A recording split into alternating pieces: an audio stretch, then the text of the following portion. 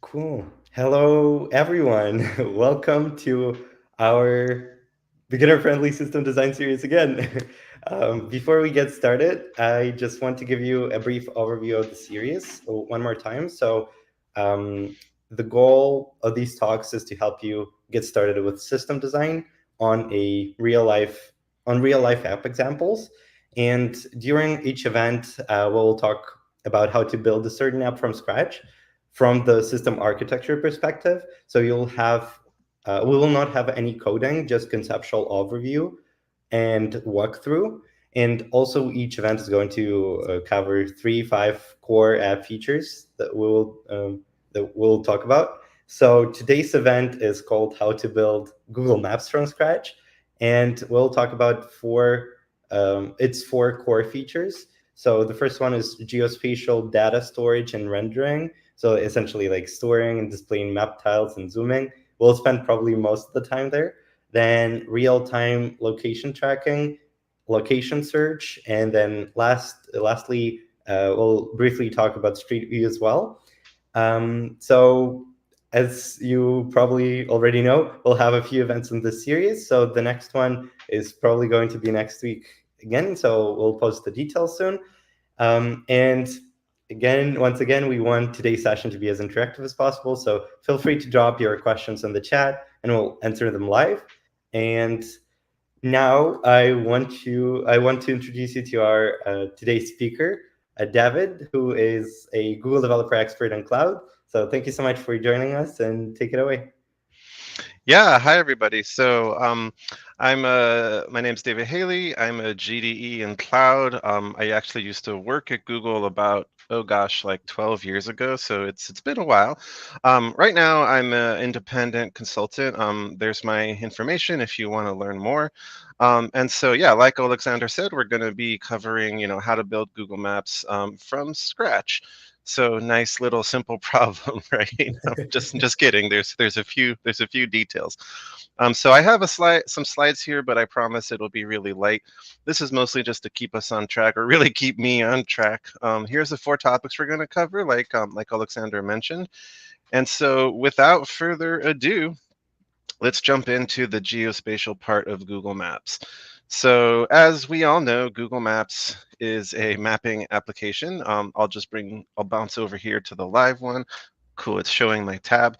Great. So Google Maps lets you view anything from, a zoomed out view of the world all the way into, much, much more detailed, down to like, I swear this thing can go like, foot by foot on the map. It's pretty impressive. Let's see. Yeah, there's a curve on a street right there. And so there's a few questions of, how does this actually work? What is it actually doing? Right now, we're looking at it in a browser, but of course, you can also look at it from a phone or plenty of other devices. So let's start diagramming out how this works. We're going to start with like a simple version and maybe expand it out with new components as we need them. We're going to sort of pretend we're in a startup. We only have a few users, and then we're going to kind of ramp up from there. So let's go over here to Lucid Chart, and let's take this picture and just kind of put it right here to ground us. Ooh, that's really big. Doesn't need to be that big. Let's take this picture and just sort of put it here to remind ourselves like what we're trying to do. So I'm going to go get a computer to act as the client. Um, oh gosh, okay, fine, laptop computer, that's fine. So this is me on my laptop, and I'm going to be issuing a query to a server somewhere. I'm going to not talk too much about things like DNS resolution. Like I'm going to www.coolmapstartup.com. Mhm. It gets the address, it does that fun stuff, Yeah. and I'll kind of skip that part. But so we now issue a request over here we'll call it Cool Maps, not Google Maps, because we're very original. Yeah. So here's Cool Maps, and so first of all, what is this request? Here I've pre-opened it with, Waterloo, as you can actually see the coordinates up here in the address bar. I think those are lat long. I'm not totally sure. But so these are the coordinates that are telling the server what data to return. Mhm. I think by default it makes a guess as to where you are, whether if you have location tracking on. That would all be happening client. Whoops, not here. That would be happening client side. So we can add a few notes, like we send over. We'll just say the location for now. We'll ignore things like whether it's precise or not, Mhm. but we send the location. And then over here, what we need to return is something like this. So this, of course, is a whole lot of things going on. So let's take a look at some of the things that are going on in this view. So we have some city tags. We have a country border. We have roads. We have the names of the roads. We have different kinds of roads in different countries. If we zoom out a little bit more, it switches to things like states and provinces. It can label some of the geographical features like oceans. If we come in a lot more, then we start seeing more detail on the roads and things like that. So there's a few things happening here, and I figure we can start writing some of them down. So one of them is just the level of zoom. How do we handle information returned differently Mhm. depending on how zoomed in you are? And so I don't know actually how Google indicates zoom, but we'll just call it zoom. And so or maybe like viewport size. So we send the location and then we also send over the viewport size. Mhm. Um, Now, how does it send all this stuff back to us? One kind of fun thing to do is, oh, you won't be able to see it unless here, let me just bring my DevTools back into the, cool. So DevTools on the left. Oh, my ad blocker is blocking a lot of stuff. Oh, that's interesting. Um, so let me expand this a bit. One interesting thing to do to kind of see what Google is doing is using the dev tools, you can slow down your internet connection and kind of see, because right now I have very fast connection. If you slow it down, you can see more what it's doing. So I'm going to go ahead and refresh this. And so first of all, you can see, I don't know if you caught that, but it started filling in tile by tile. It didn't just give me a huge image, it filled in little pieces at a time. And here, let me shrink this. If I go kind of quickly, you can see that right now it doesn't have, whoa, it got all of those pretty quick. But as I zoom in, here, let me see if I can make it even slower. I'll bump it down to 3G, the old days. Um, so it looks like a lot of this is cached. Let me turn off the cache just to see if that changes anything. Okay, let's go somewhere that I don't have cached on my computer. We'll go to Brazil. So like here, you can actually see the tiles. And it looks like you can also see all that data coming in here. And you saw it progressively fill in that data. Mhm. And you can also see that all of these are different requests being made from the client. So the client here, which is my browser, is making a whole series of requests to get those tiles. That's a classic way to speed it up. You don't want to make one request and get, about a megabyte of data. You can Mhm. really speed up the user experience by making fewer requests. That means that we need to support, pulling in those requests separately. So Mhm. I'm going to bump myself back up to full speed just to, stop that. I'm going to close the dev tools and let's go back to Waterloo.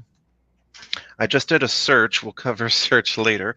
Um, but for now, whoops, I'm actually just going to close that so I keep going, so I stop going back to it. So for now, we kind of have a sense of the things that we need to do to pull in that data and return it. So let's go find a database. Um, oh, I have Azure here too. Yeah, let's close that. Yeah, we Where's need the Google. Google? We need Google. Yeah, it only works if you use Google technology. Exactly. Just kidding. Azure stuff works just fine. Um, okay, so I guess this is the problem. These databases are a little more. The icons are here. We go. Cloud SQL. So Cloud SQL is we're going to use it to store. we'll start kind of simple and we'll say, this tile corresponds to this image.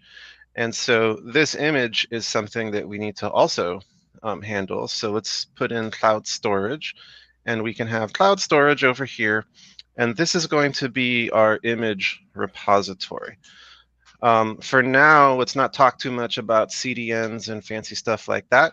Let's just assume that we have, one bucket. Maybe it has regional replication, but let's not get too fancy quite yet.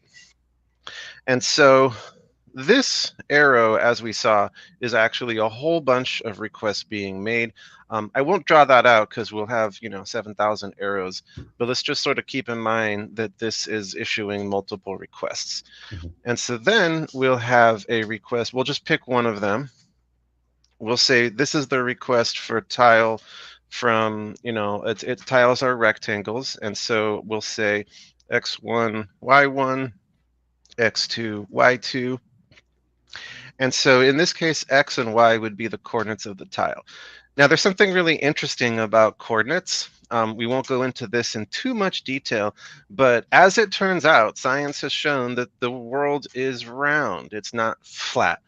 And so traditional Cartesian coordinates of, x and y don't actually work so well because they prevent us from doing things like wrapping around. It also going 10 up this way and 10 that way doesn't necessarily correspond to the same physical distance traveled. Google has this cool library called S2 Geometry, which is for doing coordinates on spheres. The world is also not quite a sphere, but it's almost a sphere, so we'll go with that. We're not going to talk about this too much, but basically this is a library that works with spherical coordinates instead of Cartesian coordinates. But for simplicity's sake, we'll ignore all of that stuff and we'll go with just x and y because that's easier for my brain to remember. And so here we have a series of tile requests. Oh, okay, thank you. That's fine. And so we have a whole series of tile requests down here. And so I'll just copy this a few times just to kind of indicate that we're making several requests. Now, I've chosen for simplicity's sake to encode zoom as part of the coordinates. If you're zoomed out, that rectangle will be big. And if you're zoomed in, then the rectangle will be small. So over here, the cool maps, this would be an HTTP server. We'll just call it the HTTP endpoint for now. We won't talk yet if it's like serverless or a server or whatever. It's just an HTTP endpoint. This will go ask the database, okay, I have these tiles that the user wants to look at. Can you please give me the storage addresses that they need to display to see those? So the database has references out to these. This is on cloud storage. And so then this can then be sent back via the endpoint, and it can be sent back to here. And so now we can send back here. Does this have a little, I think there's like a little picture icon somewhere. Oh no, how about a little image icon? Well, not a VM image. That's nice, but here we go. What a pretty little picture. It almost looks like a map too. And so now we're sending back this, a big pile of these image tiles to display on the client. So in theory, we're done. We have a browser that goes to a certain viewport, like a certain location in viewport. The back end here translates this viewport to a series of tiles. These tiles get referenced against the database. Here, I'll pull this out a little bit. Get referenced against the database. That then goes to the image repository. Here, I can also draw out sure. I don't know if smart data is what I want. That might be too smart for me. But let's try. Can I type here? Okay, it's too smart. I can't type in this smart table. So we're going to delete it. If I can even delete it, great. I also don't want a table icon. Okay, we'll do this the old-fashioned way, and I'll just use a box. And so just to kind of give an idea, we might have a table called tiles, and then the schema would be something like the rectangle coordinates of the tile and a GS URL, so the Google storage URL that corresponds to that rectangle. Mhm. And so this table would presumably have been seeded with all the tiles for all the zoom levels. Oh, that's cool. Yeah, it's another Waterloo. I was Oh, we're like, in the wrong in Waterloo. Belgium, yeah, we're in Canada. um, all right. We'll go back to Waterloo in Canada. Great. Okay, so as we zoomed out, like we were saying, these tiles become differently sized, and as we zoom in, they become much smaller.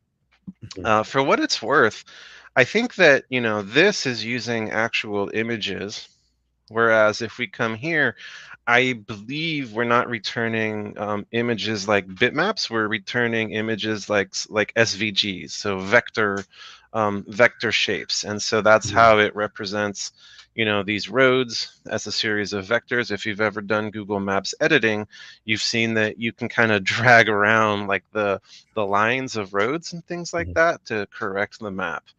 Um, for now, we're going to simplify and just say that these are all images, but it's kind of a similar concept. Instead of having a URL of a picture, you would have a bunch of vector data. This is where you start needing to get into the indexing a lot more. So, like which vectors are present in which parts of the image. mhm, We'll skip that for now, just in the interest of simplifying. mhm. So, yeah. I think just um, so to recap, I guess all of this, also like an interesting, I guess front end, right, is the one that sends all the requests to this endpoint. Then, as you said, the database has the storage of coordinates slash images, right, and then those images get sent back to the backend. Also, I just noticed it was interesting if you go back to Google Maps, when you like zoom out, I see that the URL changes. So like it's like the path itself with the coordinates. It was just interesting to observe. Like if you notice like those values like 43.47, yeah, those ones change once you finish scrolling. So I assume this is probably how, right, it knows when to send a new request for new tiles. Yeah. Yeah, absolutely. I think this is the center point coordinate, and I Mm-hmm. believe that oh, that's a lot more stuff there. There's this data, oh wow, this is really big. Okay, there's this data parameter here, data equals, and this is some kind of encoding of additional data, Mm-hmm. um, because if we just scroll this way, um, those actually aren't changing, at least not in the section we can see. Um, but that data parameter is not. But then to your point, that coordinate parameter is changing. And Mm-hmm. so in this case, the client application is actually doing a fair bit of work, and Mm-hmm. it understands concepts like, dragging a map around. Mm-hmm. What's kind of interesting is that those coordinates are not changing right now, and I'm kind of dragging it further um, than we were able to see in our original viewport. And so Mm-hmm. the client is also requesting some area outside the viewport just to allow that kind of Mm-hmm. behavior. Yeah. This is also how, if I copy this and open a new tab, then it brings me back to, well, fascinatingly, not quite the exact same viewport. Um, I wonder how that happens. Um, but that's kind of how you can share Google Maps links with each other by like dropping a pin. The URL encodes the location. Mhm. And maybe just one quick question before we move on. So we kind of assumed, right, on this design, and I think it's good, and that we already have images, right, stored, but generally, what what can be? like how are those images generated? Like I guess what would be the possible ways? I assume that like from this, if it's like satellite view, I assume those are like real pictures, right? They were like edited probably or like captured, and then now Google, like I guess, has rights to use them, and that's why like they like how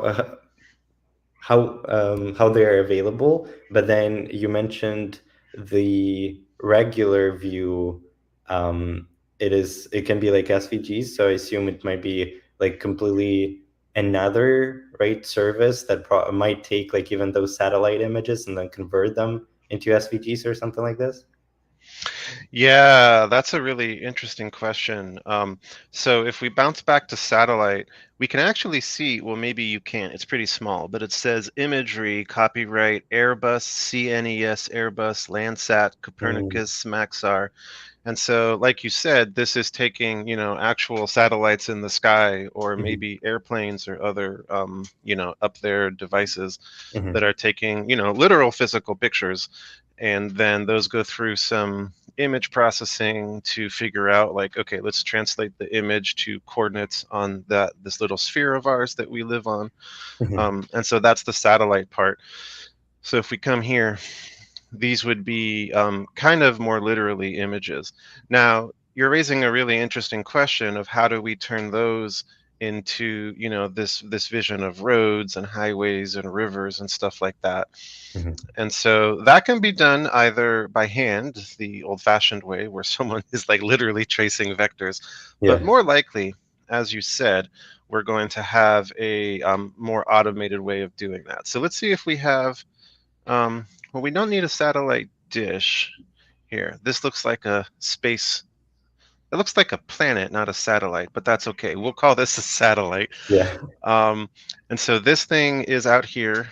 Do we have like an Earth? Whoops, not that's not how you spell Earth. Protective Earth. Oh no, that's like electrical. Planet. If I don't get this in a second, I'm gonna. Here, maybe how yeah. do? You can use a circle, I think. Yeah, Yeah. Um, They've changed the interface here. There used to be a way to, oh, here we go. Sorry, I really enjoy having little pictures. Uh, okay, I give up. All right, let's come back. Wow, sorry. They've changed the, how do I get back to my shapes? There we go. There we go. All right, so circles. Where is the circle? There it is. Connector. That's fine. That'll do. And so this is the satellite taking a picture of the world like that, and then it's outputting, something like, well, actually, let's just take a screenshot of satellite view, um, and I'll take this one out here just because there's less city stuff over here. mhm, And so if I take that, so we then produce something like this, and so now we'll have some other kind of image repository, maybe not the one that the users interact with. This is more of a backend concern mhm, where it'll take all of these images and put them into this other image repository. mhm, How do I, and like that. And so now we have, I'll kind of wave my hands a little bit at like how this is all stored, but let's just say we have a big pile of satellite imagery. mhm, Now we need some kind of component that translates this into what we want, which is something more like this vector form. mhm. And so let's put that down here. I think I got mostly the same screenshot. Not quite. That's okay. And so this goes to here, and then this outputs something like this. And again, I waved my hands a little bit about how we actually store the vector format. For now, to simplify, we're just storing it as an image that looks like it's been vectorized. Mhm, In reality, that'd be a whole bunch of SVG, like vector definitions, like line from here to here, squiggly for a river, and things mhm, like mhm, that. So this process is, um, maybe we can just call it the satellite converter. And so this is something that would have maybe it has AI, maybe it has image processing Mhm. algorithms. It could work a lot of ways, and Mhm. it converts these features. Like it can see roads. Mhm. Satellites can produce scary zoomed in. I think there's a river. Okay, cool. There's a river right there. I kind of can't tell this is a river at this zoom, but I bet you, yeah, if you zoom in, Yeah. you could start being able to see. Oh, wow. Like, sometimes you can see, like, I don't know if those are like rocks in the river or what. But the point here being that given this zoom, you can get pretty accurate perspectives on what's actually here. Mhm. Here, like, oh gosh, I'm always blown up. This reminds me of Google Earth, where it was so fun to kind of like Yeah. zoom in and find your house, and you're like, oh, that's my chair outside. um, there we go. So like you can get these pretty accurate views. Let's actually take a look real quick. So here you can see what the vectorization was. It Mhm. looks like it captured, this main road, Three Bridges Road, Township Road 21. It also captured this road, although it doesn't seem to have a name for it. Mhm. It was able to capture these buildings, not all of them, but some of them.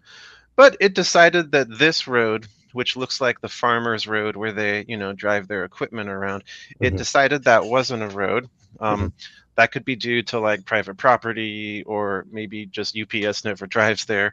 Mhm. Um, Yeah. but who knows exactly why that happens.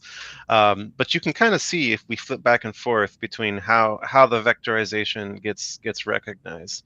Mhm. I think the rivers are always really cool, how it can kind of um, get like, look at that, there's like a little island, there's some islands in the river, and but here you can actually see that the vectorization only sees one island, whereas here there's a bunch.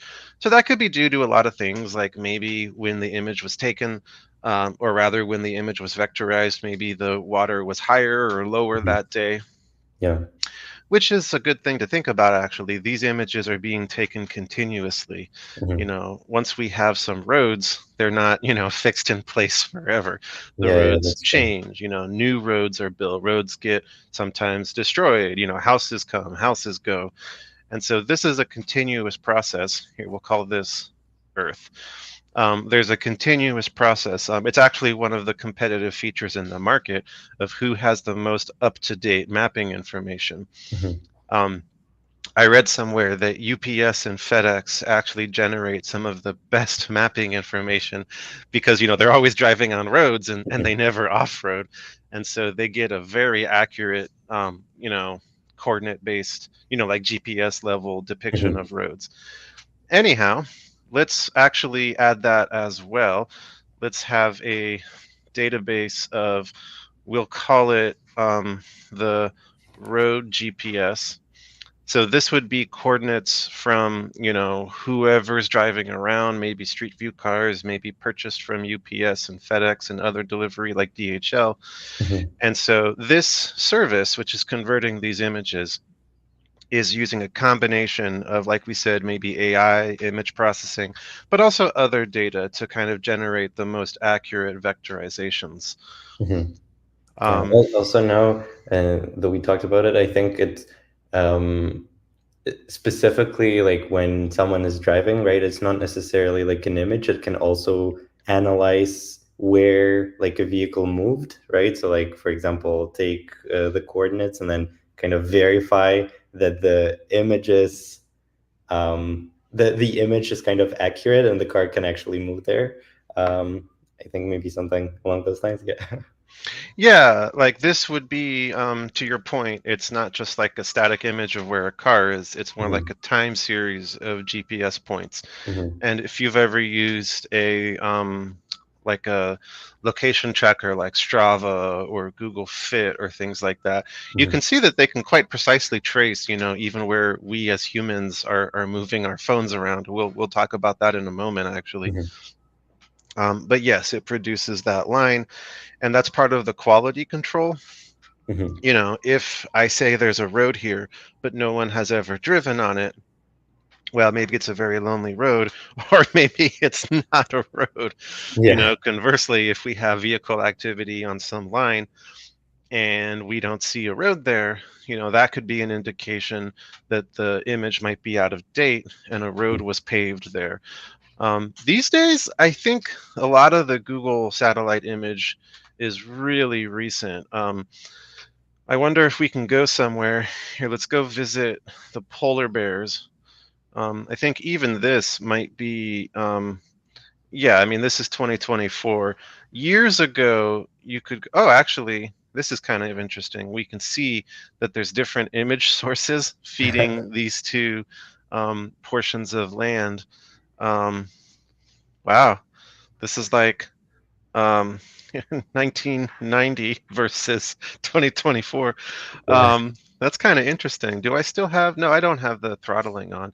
Hmm. Um, Anyhow, just to make the point that, sometimes the imagery is out of date Hmm. and things have changed. And so, like you said, this provides a like a quality control or just an additional source of data. Yeah. Yeah. Makes sense.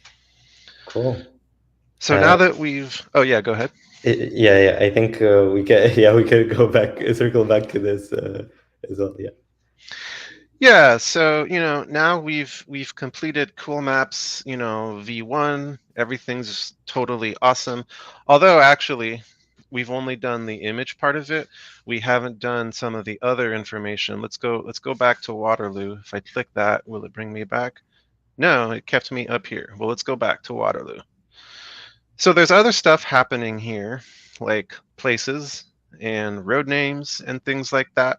And Hmm. so that would also need to get returned. I was going to jump into scaling this a little bit, but I remembered there's more features. Um, so let's just take a picture maybe of here, the university. Let's switch it back to the map view, and let's take a picture of University of Waterloo, Earth Sciences Museum, and a few roads. Oh, virtual reality arcade. That sounds fun. Let's add that. Um, so there's a few other things that we need to return alongside these images. Here, I'm going to move this arrow here because we're going to need this. This endpoint is doing quite a lot of work for us. Yeah. So we might have another database. We'll call this one the image database. I'm going to separate the databases, but they could be different tables in one database. They could be separate databases, as in different infrastructure. We'll kind of wave our hands on that for now. Hmm. This one will be, let's just call it the places database. And let me see if I can make these fonts a bit bigger just because we have, yeah, okay, that needs to be a bit bigger. Cool. So this places database has things like, here, I'll put a box next to it. So this would have things like a place, which has an XY, a name. Some of these might be, it might be more refined than place. It might be things like, a business, a school, a building, a home. But for now, we'll just call it place. It might have some demographic data, such as the number of people who live there. I think that's how it decides, as you zoom out, it decides what to show and what not to show. And so, Toronto right there, we're going to see that it's displayed even as we zoom out quite a bit. Although here it's decided not to display it, but it's displaying Montreal and Chicago, New York, but like it's not displaying the cities here. And I think it makes that decision based on some factors like, again, population size, maybe my own user preferences. I'm signed Hmm. in as me right now. And so maybe it's tracking, where I've been and showing that. I'm not totally sure, but let's just say that the place has XY name and then extra data.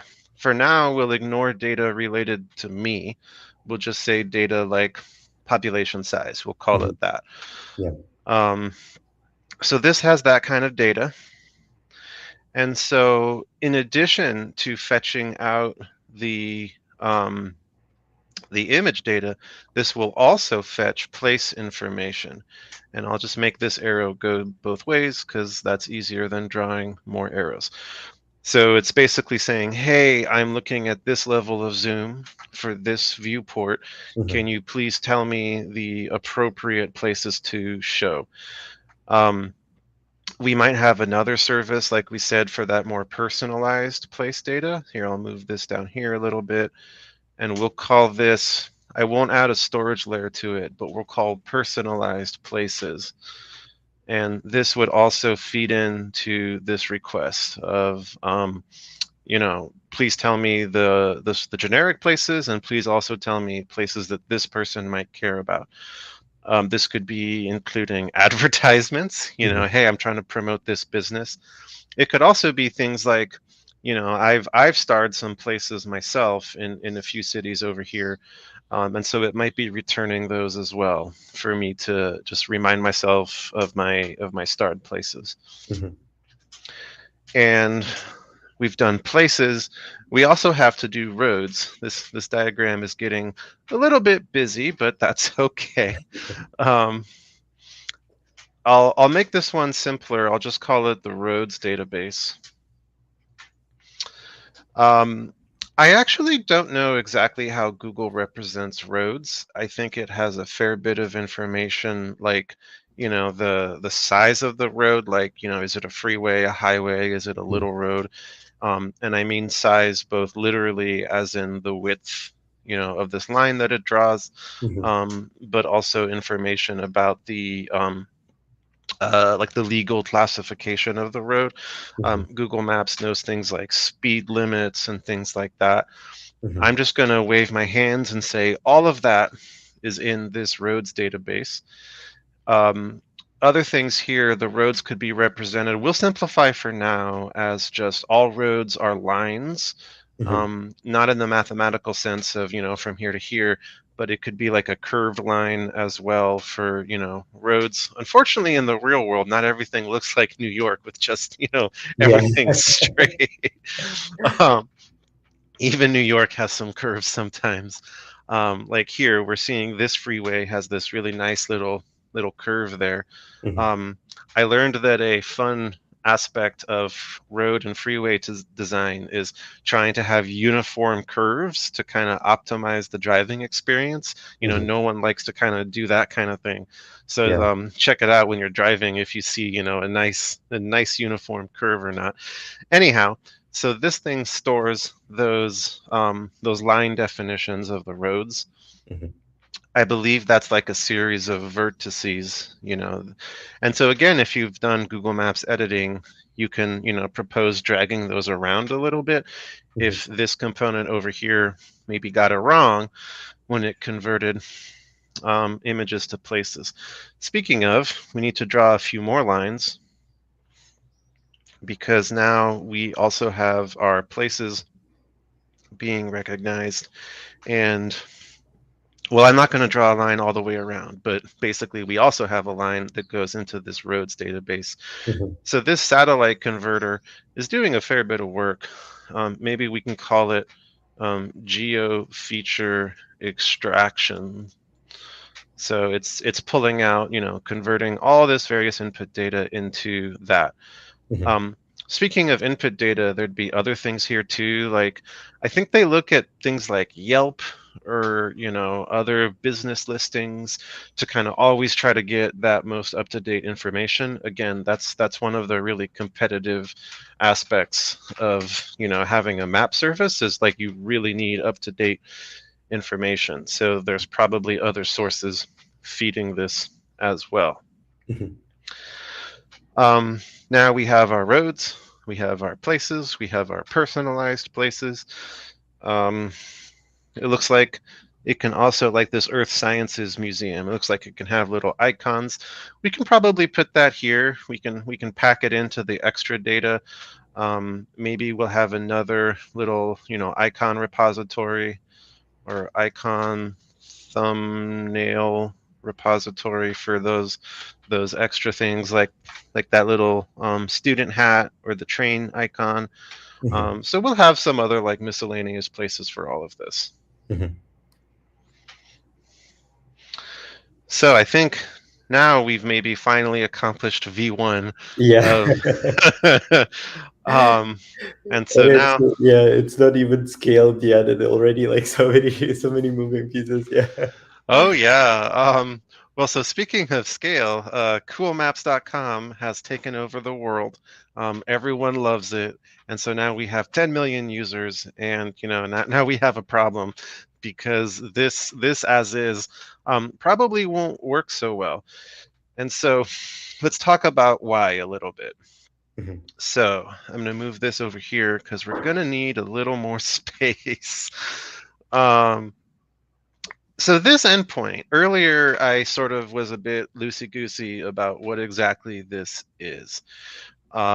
In the basic traditional sense, this could be like an Apache server sitting on a box somewhere, whether that's a physical machine or a virtual machine, and it would do something like, get the parameters of the HTTP request, go call out to all these services, get the information back, and return it.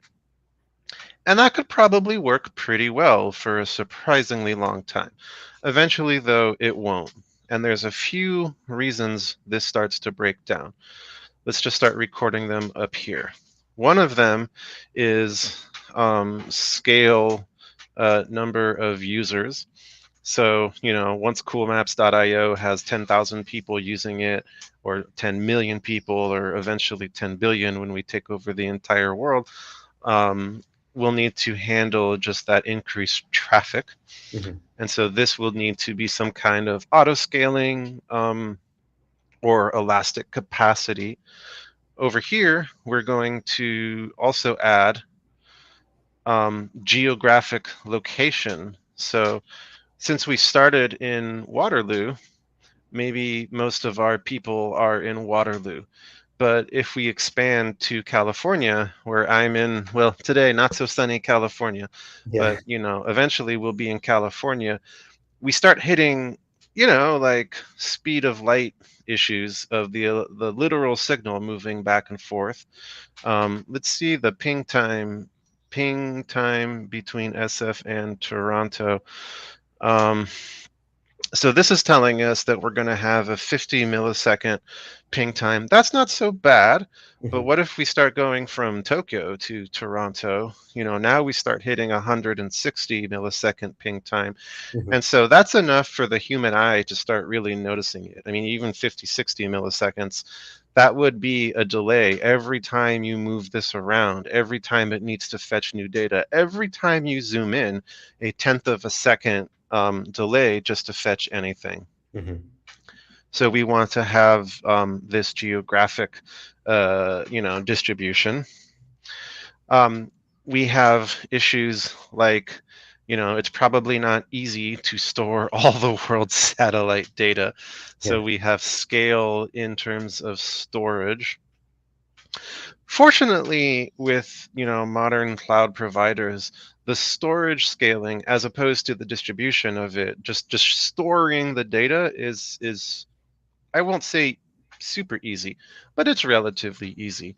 You Mhm, can put things into Google storage, terabytes, petabytes, and it kind of accommodates that. So this one I'll just kind of put down here as a little note. But if you're using cloud providers, this part, fortunately, is mostly taken care of. mhm, Now, this geographic scaling can be kind of interesting. If you watch the Netflix one from a few weeks ago, there was a lot of discussion of CDNs. And mhm, so you can use pretty similar ideas here. So this image repository, instead of going through the endpoint here, you could actually have a, maybe we'll call it Cool Maps image CDN. And so you might have CDN nodes located throughout the world that contain your tiling information. And so then you would actually pull those from here. mhm, Now, you might still have this layer doing the mapping, no pun intended, from, viewport to coordinates that you need to fetch. mhm, And then those would be sent as effectively identifiers to the CDN to say, now that I've done the relatively cheap work of identifying, what I need to fetch, yeah. which incorporates like zoom level and things like that. now go look those up in your local CDN. Mhm. And so this would help you with that geographic scaling. So providing that like local speed access to folks, all throughout the world. Because again, we really don't want these. Oh gosh, 275 millisecond ping. Ooh, Yeah. that'd be sad. Um, so with that, we're gonna wave our magic wand and say we've solved the geographic aspect. The number of users gets really, really interesting. And this is where the decisions that we make for this HTTP endpoint start to really, really matter. So I'm going to start a note up here, and we're going to write down some, considerations for how this could be deployed.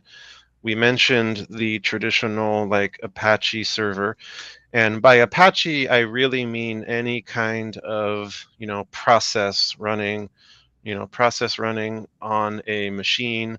So that could be a Flask server, it could be Rails, it could be Django, it could be Apache. Basically, whatever it is that's listening on the HTTP phone for a request and then answering it. So this could be something like that. You can also have various applications like App Engine on Google. App Engine is a PaaS product that kind of manages the infrastructure side of getting an HTTP request and answering it. Mhm. We can also do things like maybe even a cloud function. Here, I'll add new lines in between these just to make it a little easier to see them. So we could use cloud functions, which is a totally serverless way of answering an HTTP request. Um, all of these have different considerations for how they scale. This one is, this one here, the process is kind of the most low level. Here you need to start worrying about things like, am I multi-threading on my local computer? Do I have 72 processors? Do I only have 8? Mhm. How many computers do I need? Here you would need to manage things like a load balancer, Mhm. because like I said, if you have millions and millions of users, even a really strong computer is probably not enough to scale to everybody in the world trying to like search their next taco meal and find it. And so we might have something like a load balancer that would go here. We'll just call it a balancer. And then this would be backed by, here, is there like a virtual machine VM? Uh, Meh, none of these are super appealing pictures. The Google ones always get buried at the bottom. um, that's fine. We'll just look at a generic, server. Cool. Game server. That'll do. Not quite right. But so here we might have a whole bunch of little servers that would each handle some of those requests. I'm going to delete those because that's messy. Um, that is one way of doing it. That gives you the most control, but what you pay for that control with complexity. Again, you're needing to manage those load balancers. I kind of waved my hands about the DNS part before, but with our geographic distribution of the app, you would have DNS routing people to a more local load balancer, and Mhm. that might sit in front of another load balancer that maybe you've been sent to the Eastern Canada load balancer, and then there might be 100 machines powering the users who are in Eastern Canada. Mhm. And so you can have layers of load balancers. I won't represent that here just because it starts getting really wonky. Oh, I managed to delete my load balancer here. Now, again, lots of control at the cost of lots of complexity. Mhm. As you go up, or I guess in my version, down, and get into the more serverless versions, some of this stuff, or even all of that stuff, starts getting handled for you. Um, if you have processes, then you need to do load balancing that would look at things like what's the CPU usage. If that CPU usage starts getting too high or the latency starts getting too high, Mhm. add more machines to your instance group, your auto scaling group. Um, On Cloud Functions, Google will handle that for you. You can give it parameters like, when you want it to scale, and it will say, oh, you're getting lots of traffic. I'm going to allocate more capacity for you. And it also says, well, you're not getting so much traffic right now. Hmm. And it starts deallocating that. In fact, on Cloud Functions, typically you pay for what you use, which could include things like reserved instances. Let's say you always want the experience to be quick. You never want to wait for an instance to spin up if you happen to be the first person to access the map that day. Hmm. So you can pay for that. Um, how much do you think we should get into the various like infrastructure concerns here? Is this like a sufficient high level coverage of it, or should we talk about it more? I think since we have a couple of other features, right, that we want to cover, I think let's move on. I think like the general idea, right, is that you kind of need need to balance where different requests go, right? So like one server doesn't get overloaded, right? And as you said, like we can use CDNs like to optimize some things, and then load balancer, right, to balance the request load. So yeah, I think like a high level, like it makes sense. If we have a little bit more time at the end, I guess we can revisit it. But I think for now it should be good. Yeah. Um, Cool. there is one quick question. I know that we kind of didn't necessarily like cover um, routes, right? Like algorithmic or whatever. Pathfinding, but there is like a question: if I find the route is not good enough, how can I correct it? So I assume it is related to pathfinding, like the question. But yeah, maybe if we can just spend a couple of minutes briefly, like a high level overview of like pathfinding. So assuming we already have like an algorithm, right? I assume there would be like another like endpoint or another service rather, right? That would manage all of this. So. Yeah, pathfinding. That's a really fun one. So as a reminder, we have our roads database, and that will include some kind of like vector notation of the roads. It probably has extra information about, like we were talking about, speed limits and things like that. So you have those roads, and then let's say we're going from here. Let's zoom back in. Let's say that let's say we want to get from University of Waterloo to the I think that's pronounced Conestoga College. I'm not Mhm. totally sure. We want to get from here to here. And so pathfinding is a broad term for, well, finding a path to get from A to B. And so pathfinding algorithms are actually, if you've done like an AI class ever, usually like Intro to AI will cover these things. You might have heard things like A star.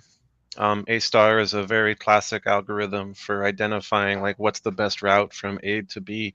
Mhm. Um, it can get really interesting. Like this picture is showing, even though the article has multiple issues, this picture is showing that sometimes you can have equivalent paths. And so maybe you just pick one. Mhm. I don't know how much we should talk about these algorithms. Oh yeah, Dijkstra's graph-based pathfinding. There's really a lot of algorithms. There's Dijkstra, there's A star, there's K star, there's other Mhm. ones that I'm not remembering right now. Mhm. Obviously, video games do this quite a lot. It can be really kind of fun to see video games that don't have great pathfinding, Yeah. and the mobs kind of don't know like where to go. Um, Pathfinding is computationally quite challenging. It's kind of like you have to, explore all possible routes to get from A to B because, Mhm. nobody wants to be told like, well, you could go all the way up here and come there and sure you'll get there eventually. People tend to want the optimal path. Mhm. Now, I don't think that as a user we would have too much control over the actual pathfinding algorithm. And I'm not sure if, I don't know who the I is in the if I find the route is not good enough. Hmm. But let's assume that I is a user of the system.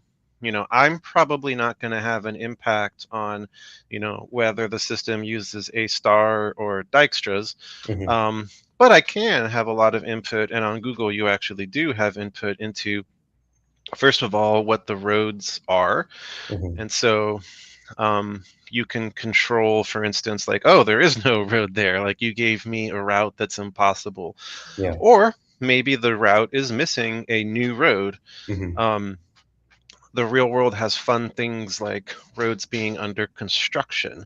And so maybe a, 6-lane freeway temporarily only has 2 lanes. Hmm. Um, and so you can add that additional data to the mapping system to help its pathfinder realize that some paths are better than other paths. Hmm. So that could look like another component over here, which I'll call the map editor. Hmm. And so this is something that users could navigate to. Here, let's draw a line from our little user's laptop over here to the map editor. And then this is something that would let you change the roads, maybe the pictures. Oh, I'm starting to have the crisscrossing arrows again. And maybe the places, and I'll stop the arrows at this point. Um, but like possibly even give your own satellite imagery. Like maybe you like to fly a drone around your property and you want the world to have the most up-to-date pictures of, your property. Maybe you could also like add those images. So just to recap, you can edit the route, as in the roads that are available. You can edit metadata, like is the freeway temporarily closed or blocked due to road work. Hmm. Um, you can edit the actual paths of the roads, but in terms of the pathfinding, that's probably something we didn't draw pathfinding on this yet because that's in Cool Maps version 2. Yeah. um, but that algorithm you probably wouldn't have too much ability to change. Hmm. Yeah. Yeah, I think I guess, yeah, the summary of it would be that, yeah, there can be some user feedback, right, in terms of as you said, in any form technically, but then the actual like algorithm can maybe later adapt based on that feedback, depending how the algorithm is written. But yeah, that makes sense. Also, I was just like thinking, when you're driving, like Google Maps gives you like a couple of different options, and it says, oh, like similar ETA, or something like this, or 2 minutes slower or longer. And I think depending on how many users select a specific path, it might be more inclined to suggest that path later to other users. So maybe that kind of feedback can, like, I guess this user in, um, yeah, I guess that can also influence. Well, that might be a great segue to like location tracking. Yeah. um, I forget if we were going to do location second or third. I think there was search and location, but let's go ahead and do location tracking because Mhm. that's absolutely correct. In addition to the roads database, we have, maybe we'll call it a traffic database, and this would be the number of people on the road right now. This would be, we can actually make 2 databases. Again, these aren't necessarily 2 actual servers. It could be 2 tables in one database. I'm just separating them for convenience. So Mhm. real-time traffic DB, and this could be historical traffic DB. And so this one is the one that gets used here. If we go ahead and let's say I want to get, where did it go? Where's University of Waterloo? I want to drive to University of Waterloo train station, Mhm. and I won't go from my location. That'd be a very long drive. But let's instead go from the Toronto airport. Maybe I've just flown in. And so I am, in my hypothetical example, I want to arrive on Monday. And so here I've said I want to arrive on Monday. So this is the future. Google doesn't know how many Yeah. people are there, in the future. but it does have a sense of that historical traffic. Mm-hmm. And so it kind of combines, this thing here. I'll go ahead and draw a component up here, um, traffic stats extractor.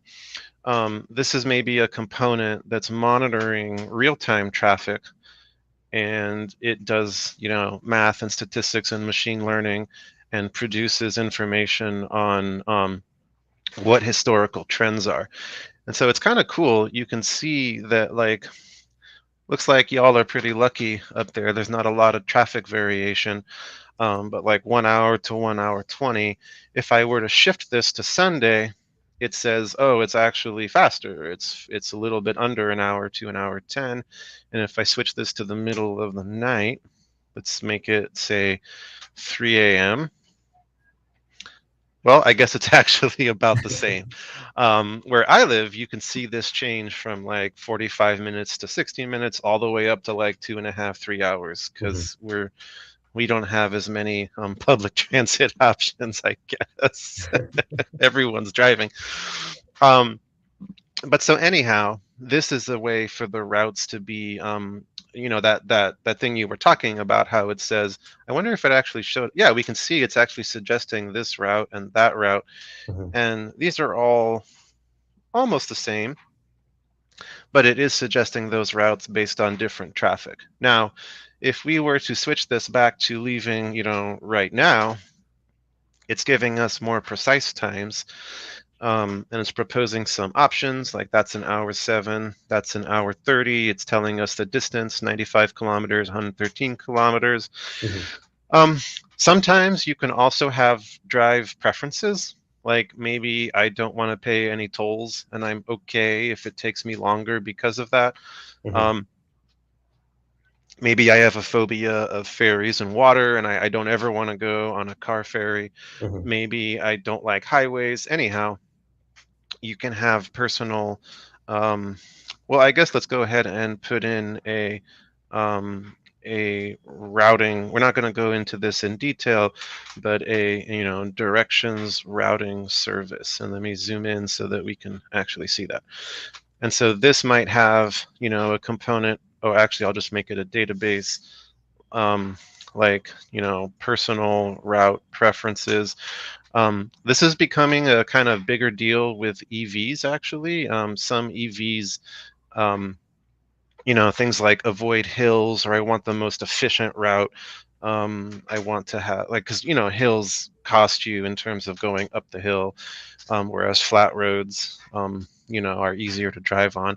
Mm-hmm. So we might have these personal route preferences. And this is sort of at a very, very high level some of the data that it uses to make those routing suggestions. Mm-hmm. Yeah, yeah. Definitely a lot of moving pieces here. Yeah. I guess in terms of like the actual location, it's so how does it I guess the question would be, right? So you're driving, right? Or you're somewhere, like you're at your home, uh you have your like phone with you. So is since this location real-time location tracking, right? It technically gives you like up-to-date data. So does it mean that your phone kind of sends requests like every 10 seconds or something like this to update the location, or like what how would this, yeah, real-time location tracking be implemented? So there's a few ways to do that.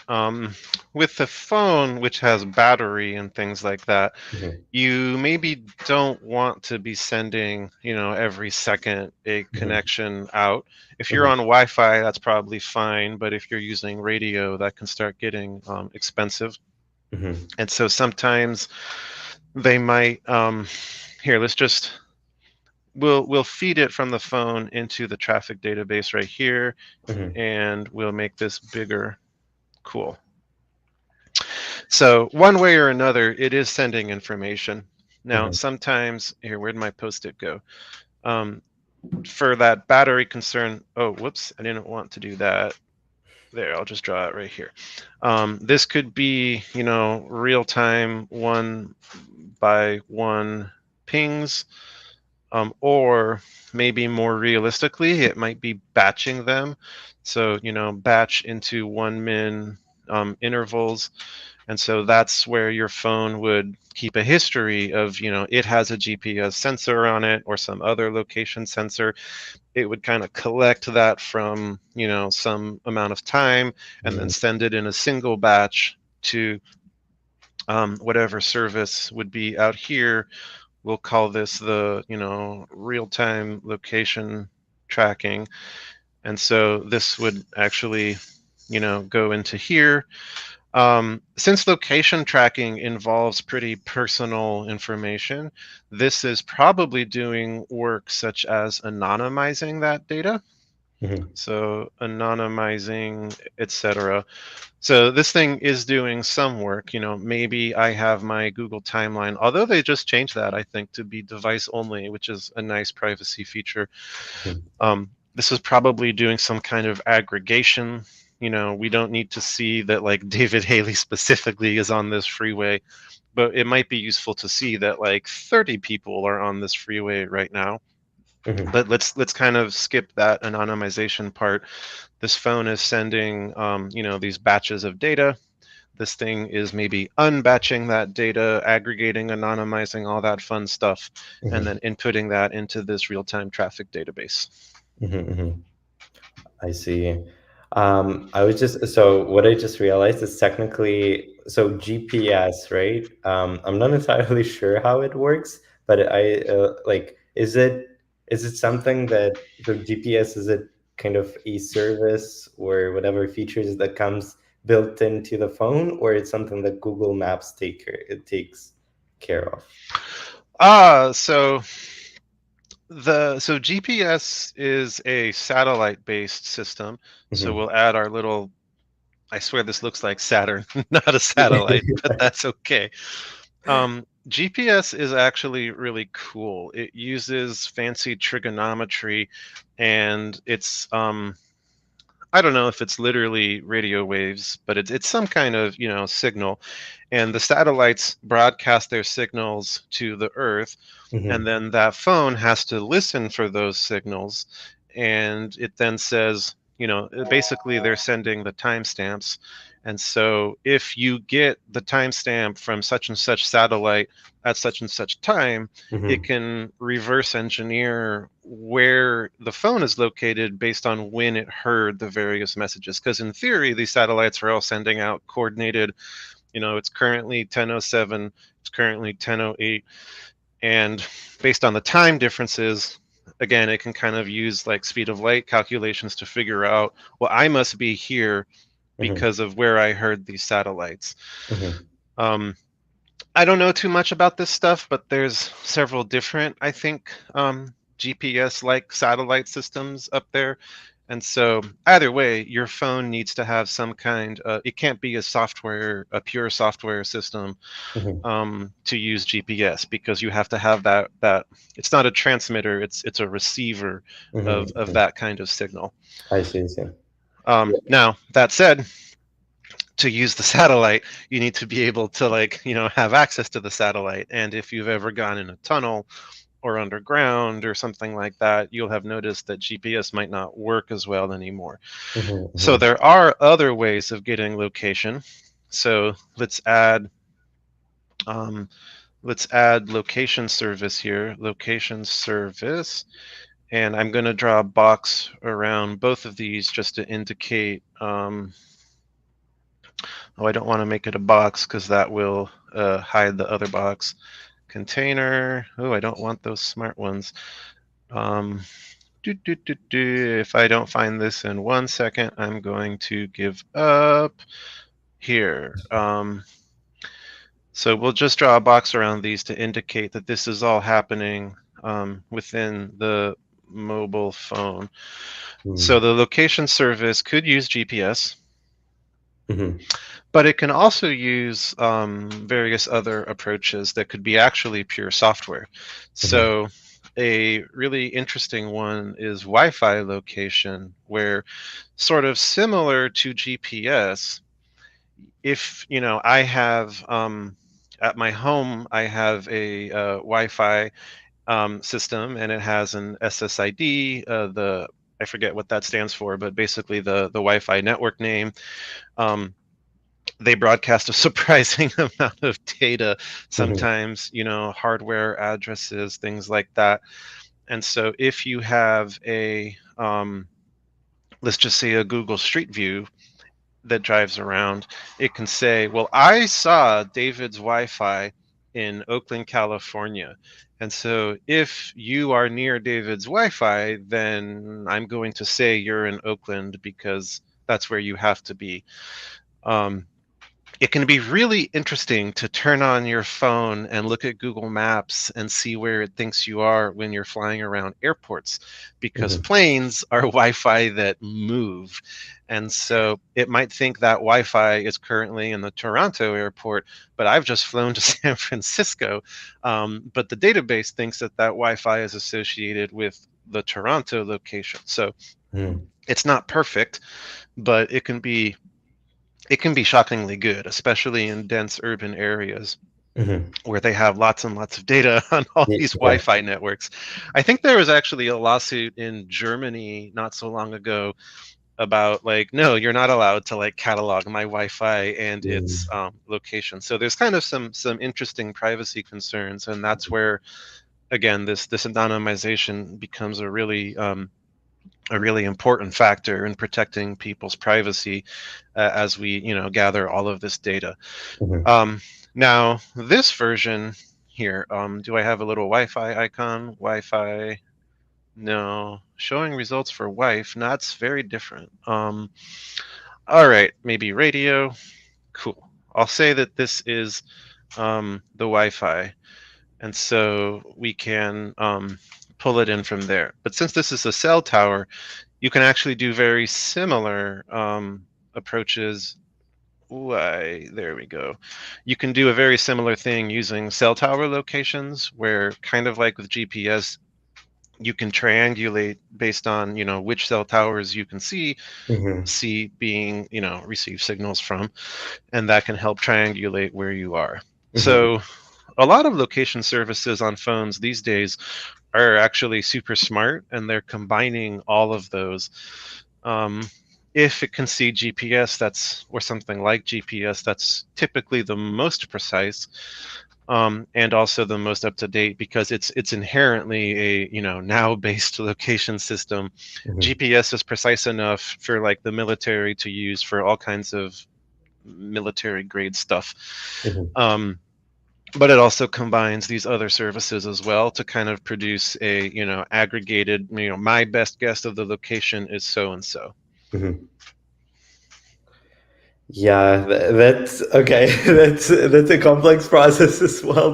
But I think to summarize it, then, so the way location can be, by tracking like location, I mean in this case, detecting your current location at the current moment. It can either be GPS with the help of satellites, the Wi-Fi network you're currently connected, or your cell phone, right? So those three options, right?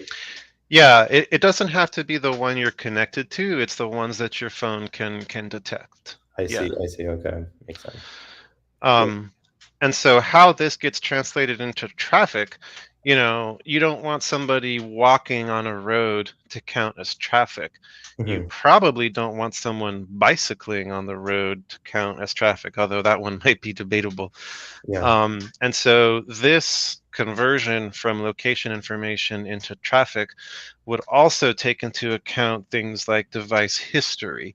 If you're if your phone is moving at 100 kilometers an hour, Mhm. it's probably driving. Yeah. Now, it could be on a train, but, so it would combine, oh, you're moving at 100, but you're on a train track. So you're probably not, hopefully, you're not a car, Mhm. or you're moving 100 and you're on a road. So I'm going to count you as traffic. Mhm. They can get really clever. Like, I've heard that some of them can say, well, I actually have 100 phones that are moving together, so Mhm. that must be a bus. So that's not 100 cars. Oh, That's a yeah. bus of people. And so this is where I start not knowing, the how they do all this. But Mhm. again, this service is doing a lot of work to sort of give the most accurate traffic information it can. Mm-hmm. Yeah, that's interesting. I think there is one quick question in the chat as well. So just curious, what will happen when all the location data gets altered or misdirected? So I guess let's talk like briefly talk about like negative scenarios. I guess firstly we want to make sure that I guess before we release anything, it's properly tested, right? But what yeah, like what can be worst case scenarios, like I guess in this with the location um, data being mishandled. Asking the tough questions over here. Yeah. So that would depend on a few things. If each one of these lines has different data being transmitted, this line that goes from, I'll move this arrow to here. This line probably has more uniquely identifiable information. Hmm. They I actually don't know if this strips out your ID, because sometimes by design you want it to know where you are for things like personalized recommendations. As in, you wanted to know specifically, like, you yourself as a person with preferences are located in such and such place. Presumably, by the time it gets anonymized, here it's stored as maybe user 123, but a better way of doing it is actually with aggregate storage, where this thing never says user 123 is in Toronto right now. It would say, this collection of users is over there. And that Hmm. provides an additional layer of security, in terms of if someone steals this database and they somehow figure out that user 123 is me, then they would be able to, really steal a lot of my information. That's why it's so important to store, aggregated, not just anonymized, but also aggregate data to prevent that kind of tracking. Hmm. Um, but yeah, anything here, this stuff over here is for the most part not very sensitive.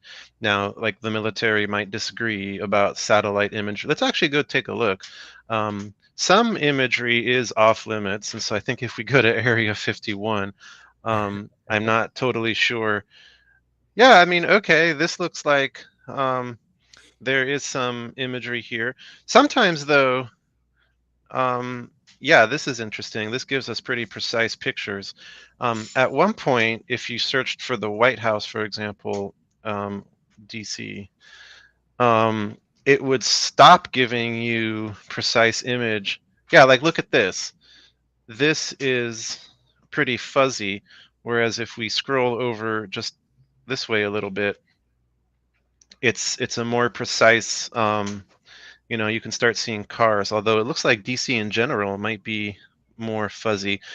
So, just to the point being, from like a national security perspective, some of this data could be restricted in some ways, but Hmm. most of this is not like individual privacy concerns. um, Street View changes that, of course, but we'll talk about that later. Hmm. um, Over here, though, this is where that's super sensitive. This is very personal information, and so again, the anonymization is so important. The worst case depends on what exactly is in these databases. Hmm.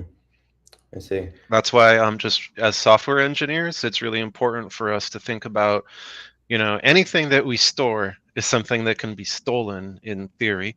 Hmm. And so we need to think about, not just how we use it. If we use it anonymously, but we store it personally, Hmm. then we are opening an attack vector to that data being stolen by a malicious user. Yeah, yeah, makes sense.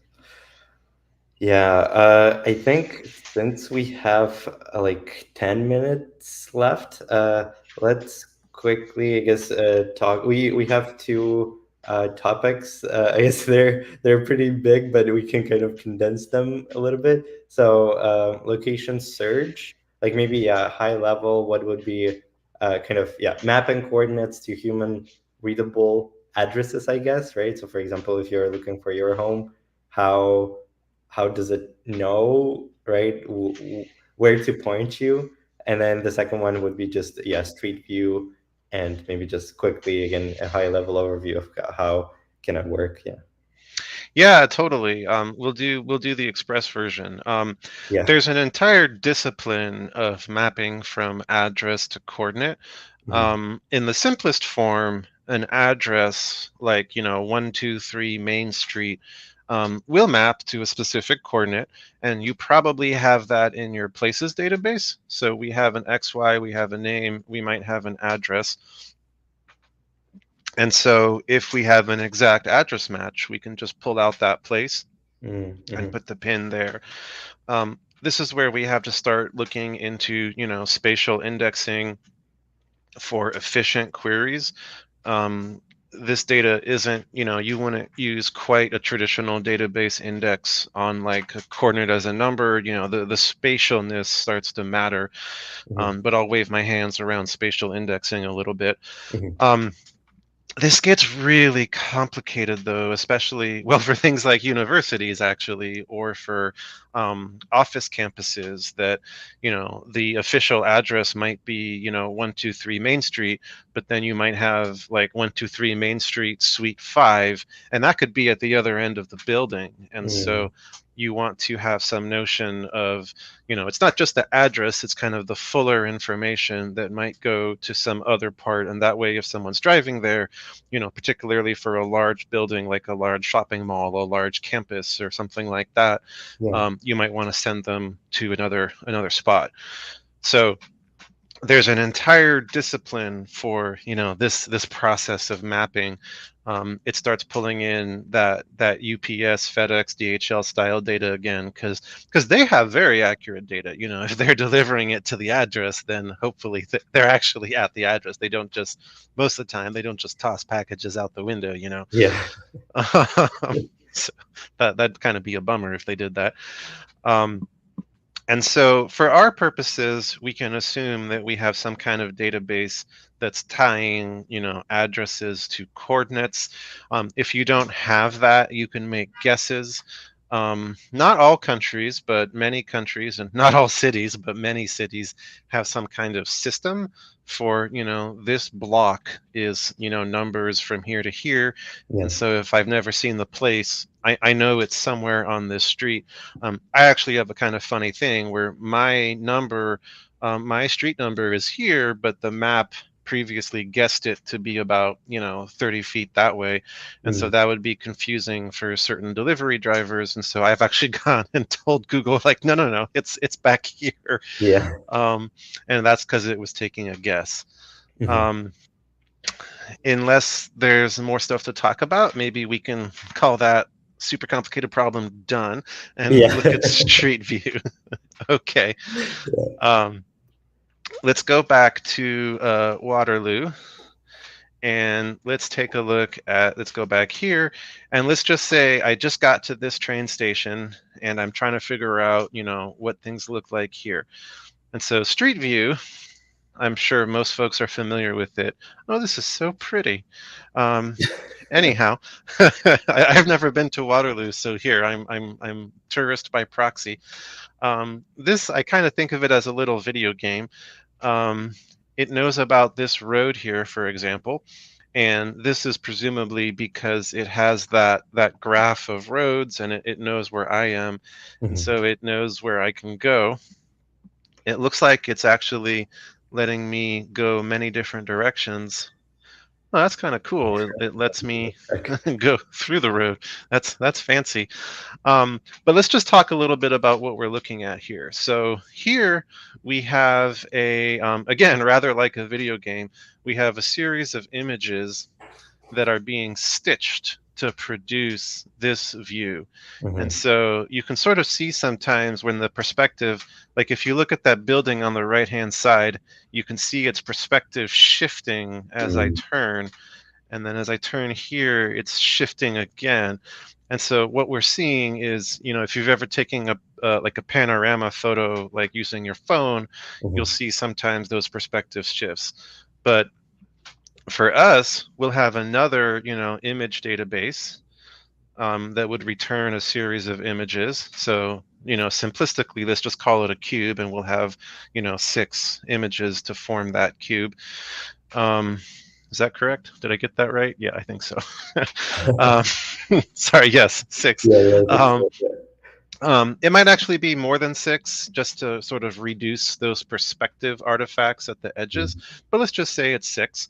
And so I would say I am street viewing on 134 Ring Road right here, and please send me, this would be that cool maps street view endpoint. Please send me the images, and then the client would be responsible, probably, for taking those images and mapping them to create this perspective view. And then Mhm. if I click here, it's going to just move me to another location, send me those new images, and then I can render them. Mhm. Um, it's kind of interesting and fun to see, it looks like street view, that truck was there. And then when I come here, the truck has actually moved forward. And Mhm. so that's sort of showing the very real, if you will, nature of capturing these photos. Mhm. Some interesting things to the previous question, what kind of data is here? That license plate is fuzzed out. This is not, though. I think I can zoom in, and I'm not sure who that is, but like it's a commercial company. It looks like their truck was in fact captured here. Yeah. Um, oh, I wasn't able to capture that. There was a car here. I was trying to see its license plate just to prove the point. Yeah, there we go. That's a really good version. And so here, Google has done some work to anonymize. You don't want to see, like, even though license plates are kind of technically public data, it's still not great to put it all out there. Mhm. Um, Here, these folks' Faces. faces, Yeah. yeah, so faces also get anonymized. Um, it looks like it it actually thought the bus was maybe like a license plate or something. It Yeah. looks like it blurred it out. When in doubt, it's better to blur out too many things rather than too few.